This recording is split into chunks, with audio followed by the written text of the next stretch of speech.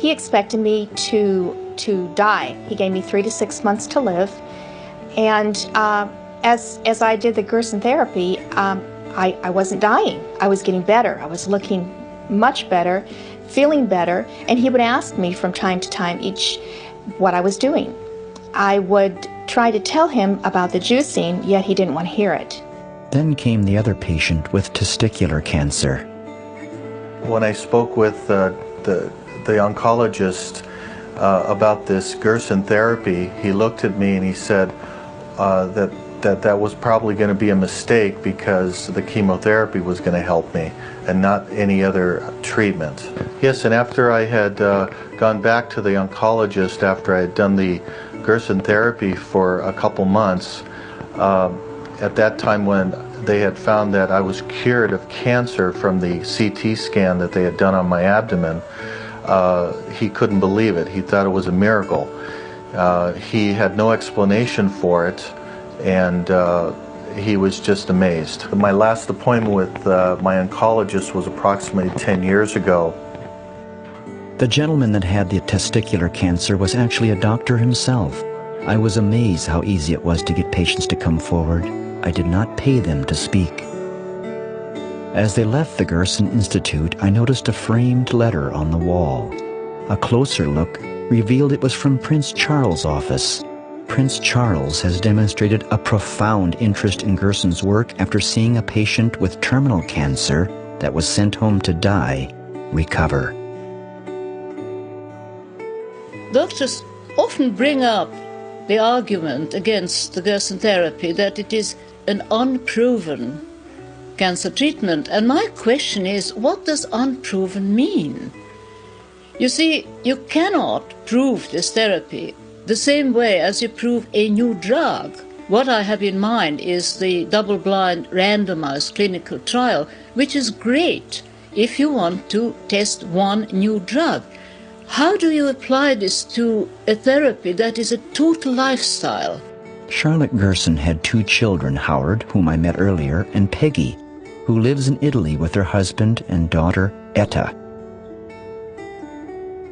Dr. Gerson's therapy was and is in complete unity with sustaining the environment. They are intertwined. Dr. Gerson observed and proved that the natural world is our external metabolism. I cannot understand why my great-grandfather's gift is kept from suffering people on purpose. In Holland, I learned of a doctor who had been treating his patients with Gerson successfully for over 16 years. I met with him and his wife at the local organic food store, where we became acquainted. As we walked along, he invited me to meet the rest of his family. His name is Dr. Wilco van der Vecht, and I was quite impressed that his young son and 15-year-old daughter already understood and enjoyed a lifestyle that will profoundly affect the rest of their lives. Undoubtedly, they had witnessed at a young age the healing of their father's patients. I had never seen a young child look forward to and register such enjoyment in a glass of fresh-pressed carrot and apple juice like Wilco's son. Ik denk dat Danny heel veel dorst heeft. Er zijn nog niemand. Oh, hey Dan, heb je zo'n honger? Is lekker, jongen? Dr. van der Vecht brought me to his office, where he pulled out drawer after drawer of detailed files of patients treated with the Gerson therapy successfully. But why is this doctor implementing this therapy to his patients? Part of the reason is that his uncle in Switzerland suffered from cancer and had a tumor on his right shoulder that literally rotted away on the therapy. I would say 75% of my patients would react on the Gerson therapy favorably. Within minutes of my request to meet a patient of Wilco's, a lady arrived that recovered from a number of ailments. Ik weet zeker dat de Gerson-therapie mij... She described a recovery that stunned her regular doctor, and he could not understand how this amazing transformation had taken place, and could only surmise that it must have been the prednisone he prescribed once. Treating cancer patients with alternative therapies is very difficult, and a few doctors have had process from the authorities, and it's very difficult to treat them with alternative medicine. It's like a kind of quackery to treat these patients. Why is it so forbidden, you think? Well, they fear that many people want to do or want to have treatments on a natural way. And I think there's a lot of pressure from the pharmaceutical industries, and they treat all the patients with chemotherapy and radiation. And when they see that food plays an important role in the treatment of cancer, they fear they will lose control of the popularity of the people. In Spain, I got 4 or 5 colleagues who joined me in the clinic to help me to do the therapy, and we have nothing to fear in Spain. Amidst 2,000-year-old Roman ruins high on a bluff just outside the village of Ronda on the southern tip of Spain, Wilco pointed out to me in the undulating valley below his new Gerson clinic now being prepared to open within the next year. Dr. van der Vex drove me to this facility before renovations begin. His current caretaker, who previously owned the property, took me on a tour of the grounds. Well, I am now from here, I should say about 60, 70 kilometers to Marbella. Oh, the land is quite fertile. I mean, the land is not wood, you know, it's not forest. Perhaps someday, somebody I know may come here to reclaim their life. When I landed back in the United States, I looked off in the distance at an icon that gave me hope. And on this wintry New York day, I had a chance to visit 2 special landmarks. En route to those locations, I was able to experience what the locals busy themselves with each day. And it was also memorable to discuss how these folks view someone with a camera trying to make a documentary. The first landmark I found was Sloan Kettering Hospital. This section of the hospital was new, but on the back side was the older part of the building, built when Dr. Gerson lived in New York. Nobody at Sloan Kettering would talk with me, and for good reason, I suppose. The founder of it was Dr. Cornelius P. Rhodes, a physician who despised everything Dr. Gerson stood for and called Gerson, quote, a notable quack. As someone said to me, more people make a living off cancer than die from it. Then I found the second landmark on Park Avenue. At 815 Park Avenue, I met up with Dr. Carolyn Dean, a medical doctor. This is where Dr. Gerson was up until the day of his death, where he had a clinic, where he saw patients, where patients recovered from cancer, where he documented so many recoveries, yet those recoveries are not available to the public. Those published articles have been published in Europe, but have not been allowed to be published in American journals. Why? The reason for that is the fact that it's not a patented medicine and it's not an expensive medicine. I mean, this is the crux of the matter. This is a natural therapy that allows people to take control of their own health and not require drug interventions, and therefore it doesn't fit into the medical scientific model of American medicine. Dr. Dean is a health activist that gave me a new perspective.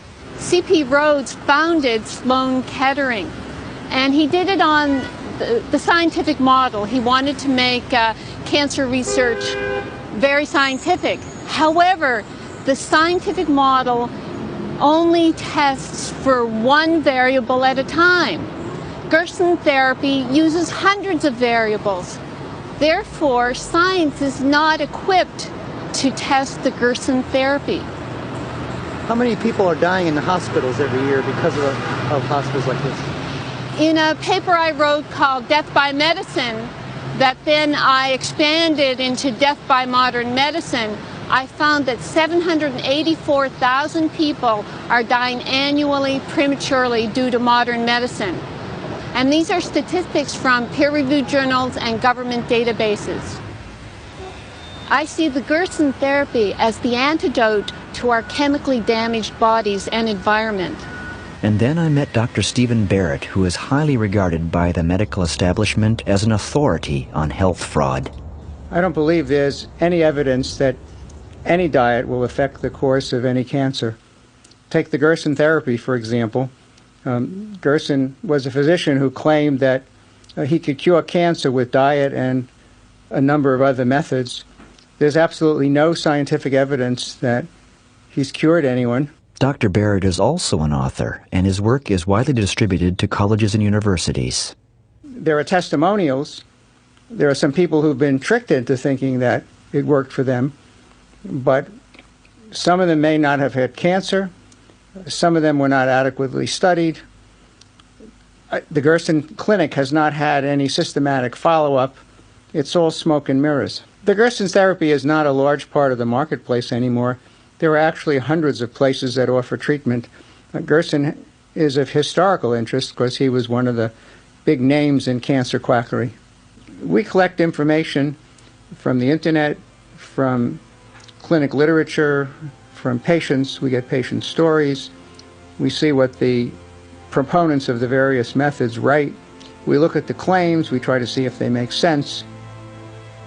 We get all sorts of information and try to put it together. Have you ever interviewed any of the Gerson therapy patients that claim they've been recovered? I've never interviewed any Gerson patients. It really is pointless because you can't tell from an interview what took place. I've looked at a few patients treated by other doctors. A few patients treated by other doctors, but not doctors practicing the Gerson method. Dr. Stephen Barrett had no substantive experience with Dr. Gerson at all. Yet his disparaging cartoons in his books lumped the Gerson therapy with the, quote, other quacks. I listened very carefully to Dr. Stephen Barrett's continued declarations. He kindly autographed one of his books for me as a gift.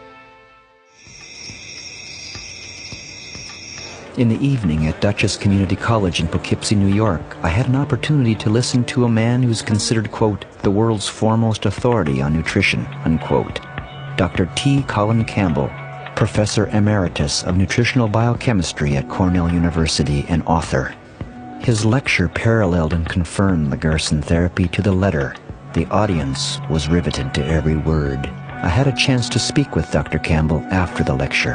I know something about the Gerson Clinic, especially its effect on treatment of disease and more specifically on with respect to melanoma. They published a study on the effect of their treatment on the ability to keep melanoma in check. And I was very impressed with that because it showed a really substantial effect of the ability of a plant-based diet to keep melanoma from progressing forward. Dr. Gerson has, in fact, been considered a quack in the so-called professional research community, and I know something about that because I was a chair of a committee one time when we had to look at these kind of issues. But that was the opinion of the professional community, and unfortunately, in my view, they were wrong. I asked Dr. Campbell his thoughts about critics of Dr. Gerson who dismissed the therapy outright, and what is the motivation? I've known of Stephen Barrett's work for many years. He and some of his colleagues have been taking that approach and supposedly identifying, who are quacks and who are not. I really strongly disagree with his opinions. For one thing, it's very McCarthyist, in the sense that somehow he and others can decide, what's quack and what's not. In earlier days, for example, that group, including Stephen Barrett, took a strong stand against dietary recommendations to consume more vegetables and fruits and grains. They got involved with the American Council on Science and Health, to be specific. And the American Council on Science and Health is basically an organization that's supported largely by industry. They're looking out for industrial interest, and so they don't like what I say, obviously, and they formed some other groups too of a similar ilk. If I or some member of my family were diagnosed with cancer, what I would do is not what is traditionally done. I would not go the route of using drugs. Instead, I would use totally a plant-based diet, maybe enrich it with some other materials that is particularly rich in some of the good qualities of plant-based foods, and make sure you get enough water, exercise, sunshine, and I would just let nature